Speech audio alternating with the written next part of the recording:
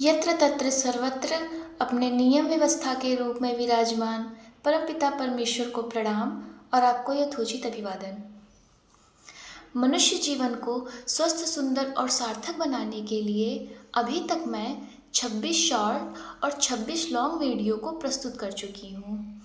यदि अभी तक आपने मेरे चैनल को सब्सक्राइब नहीं किया है तो अभी सब्सक्राइब कर लें, क्योंकि आपका मेरा यह वीडियो देखना इस बात का संकेत करता है कि आप अपने मनुष्य जीवन को स्वस्थ, सुंदर और सार्थक बनाने की इच्छा रखते हैं। ईश्वर विषयक चर्चा क्रम में आज मैं आपको एक ऐसा सत्य बताने जा रही हूँ जिसे आपने आज तक नहीं सुना होगा।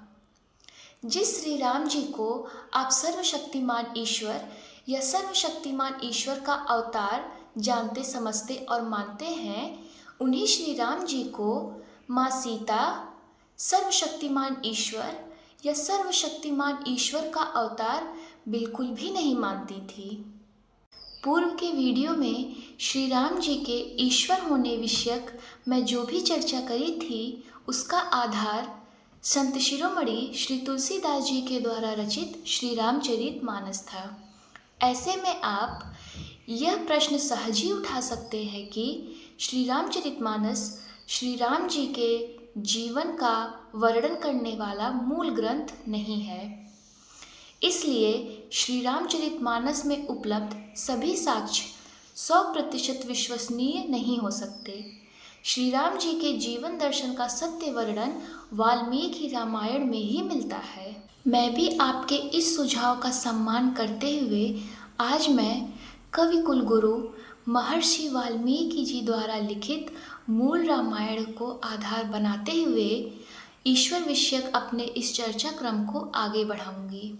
आज मैं आपको माँ सीता के द्वारा कहे गए ऐसे 2 वचन को सुनाऊंगी जिसका स्पष्ट निहितार्थ यही है कि श्री राम जी सर्वशक्तिमान ईश्वर या सर्वशक्तिमान ईश्वर का अंश नहीं है।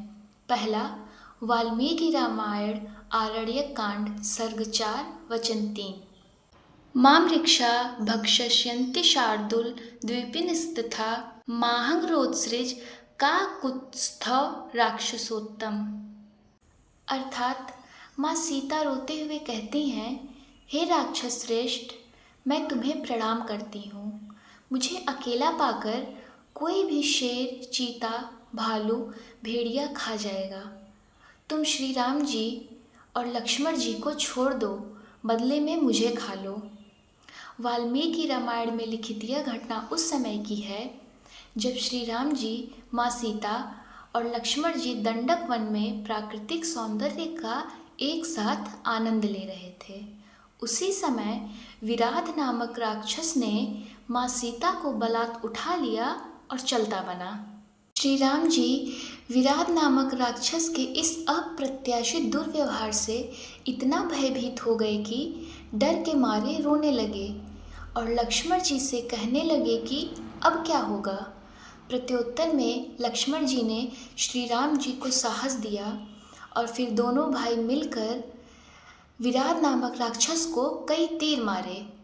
उन सभी तीरों में से कुछ तीर जब विराध को लगा तो वह क्रोध से भरकर माँ सीता को धरती पर पटक दिया।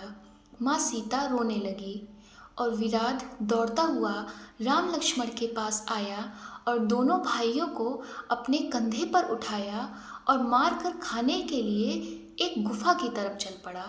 तब माँ सीता रोते हुए यह वचन बोली थी, यदि माँ सीता श्री राम जी को ईश्वर के रूप में देखती, जानती या मानती तो निश्चिंत रहती।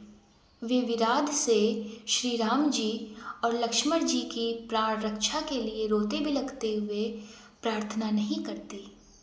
दूसरा, वाल्मीकि रामायण उत्तरकांड सर्ग 48 1, 2, 3, 4 का है, जिसमें माँ सीता जी कहती हैं कि लक्ष्मणस्य वच श्रुत्वा दारुणं जनक आत्मजा परं विषादम अगम्य वैदेही निपातः सा मुहूर्तं इव संज्ञा वास्पर्याकुलेक्षणा लक्ष्मणं दीन या वाचा उवाच जनकात्मजा मामिकेयं तनुर्नूनं सृष्टा दुखाय लक्ष्मण धात्रायस्यास्तमेध्य दुःखमूर्ति प्रदिश्यते। किनु पापं कृतं पूर्वैको वादारये वियोजिता याहं शुद्ध समाचार त्यक्ता नृपतिनासति। अर्थात हे लक्ष्मण, ऐसा लगता है कि विधाता ने मेरा शरीर दुख भोगने के लिए ही बनाया है। इसी कारण से मैं अपने जीवन में दुखों के पहाड़ को साक्षात देख रही हूँ। मैं अपने पूर्व जन्मों में न जाने कौन सा पाप कर्म करी थी, न जाने किस स्त्री का उसके पति से वियोग कराई थी कि इस जन्म में मुझ जैसी शुद्ध आचरण वाली स्त्री को उसके पति ने ही त्याग दिया।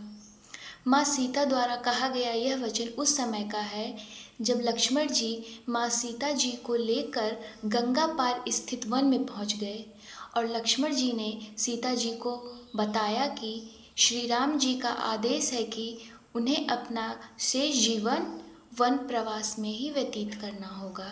लक्ष्मण जी से ऐसा वचन सुनकर माँ सीता बेसुध होकर गिर पड़ी थी, क्योंकि माँ सीता को सुमंत और लक्ष्मण जी ने यह नहीं बताया था कि उन्हें सदा सदा के लिए जंगल में रहने के लिए ले जाया जा रहा है। माँ सीता को अयोध्या से यह कहकर लाया गया था कि गंगा तट के उस पार का भ्रमण कराकर उन्हें वापस अयोध्या ले आया जाएगा। खैर, यदि वे श्री राम जी को सर्वशक्तिमान ईश्वर मानती तो अपने पूर्व जन्मों को नहीं कोसती और न ही सर्वशक्तिमान ईश्वर का स्मरण करती। वे कहती कि श्री राम जी सर्वशक्तिमान ईश्वर हैं, जैसी उनकी इच्छा, और हंसते मुस्कुराते वन प्रवास के लिए तैयार हो जाती। रोते बिलखते हुए बेसुध होकर धरती पर गिरती नहीं।